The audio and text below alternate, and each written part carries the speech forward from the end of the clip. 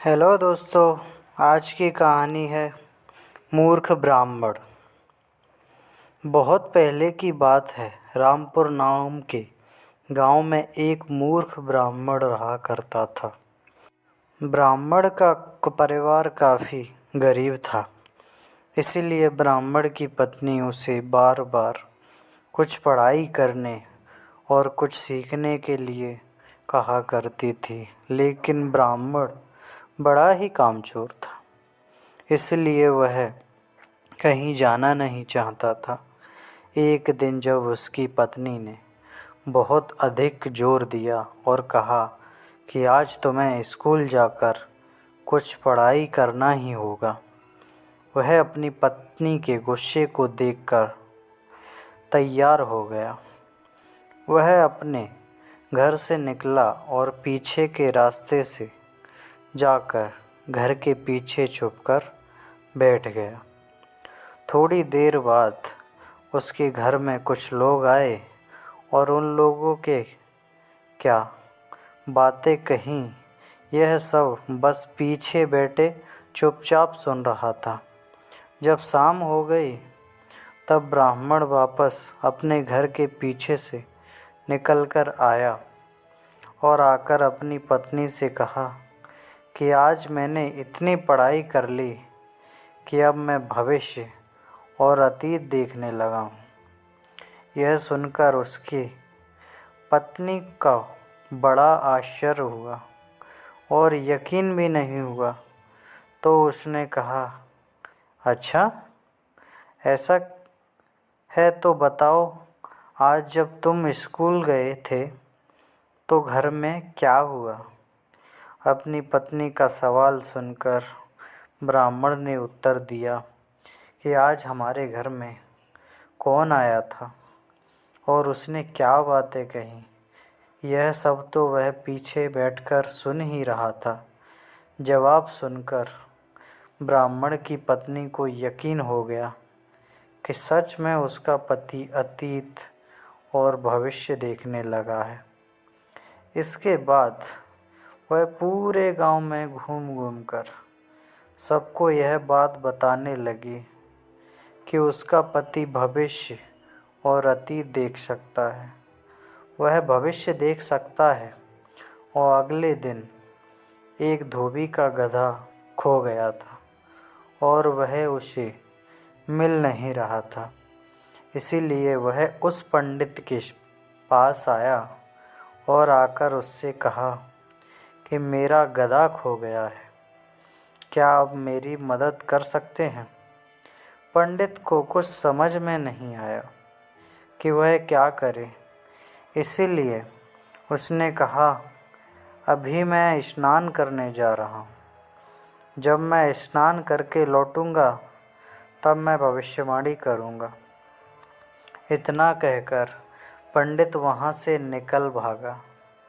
जब वह रास्ते में जा रहा था तब उसने देखा कि एक गधा खेत में घास खा रहा है। यह देखकर पंडित ने अपनी आधी धोती को फाड़ और उससे उस गधे को वहीं बांध दिया और दौड़ा दौड़ा घर वापस आया और बैठकर भविष्यवाणी करने लगा कि चने के खेत में तुम्हारा गधा बंधा हुआ है, जाकर उसे पकड़ लो। पंडित की बात सुनकर धोबी चने के खेत में गया और उसने देखा कि हाँ, सच में उसका गधा चने के खेत में बंधा खड़ा हुआ था।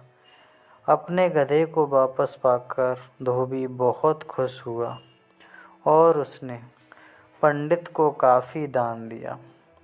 धीरे धीरे पंडित काफ़ी प्रसिद्ध हो गया और बहुत लोग उसे जानने लग गए। एक दिन राज्य के महारानी का एक नौलखा हार चोरी हो जाता है। राजा को कुछ समझ नहीं आता कि अब वह क्या करे। राजा के मंत्री राजा को सलाह देते हैं कि उसे उस भविष्यवक्ता पंडित के पास जाना चाहिए। राजा उस भविष्यवक्ता पंडित को अपने राजमहल में बुलाता है और पंडित कहता है कि ठीक है, मैं अगले दिन राजमहल में आऊँगा। पंडित के आने की खबर से चोर काफ़ी डर जाता है। चोर को लगता है कि जब पंडित भविष्यवाणी कर देगा और राजा को पता चल जाएगा कि यह हार मैंने चुराया है, तो मेरा मरना तय है। इसीलिए वह चोर पंडित के पास रात को जाकर कहता है कि वह नौलखा हार मैंने चुराया है। आप यह बात कृपा करके राजा को ना बताएं।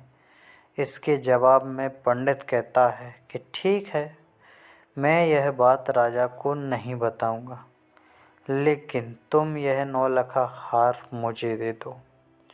चोर ने हार पंडित को दे दिया।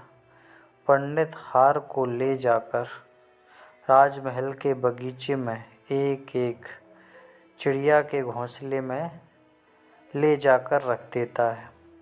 सुबह भविष्यवाणी करते वक्त पंडित कहता है कि महारानी का हार एक चिड़िया के घोंसले में रखा हुआ है।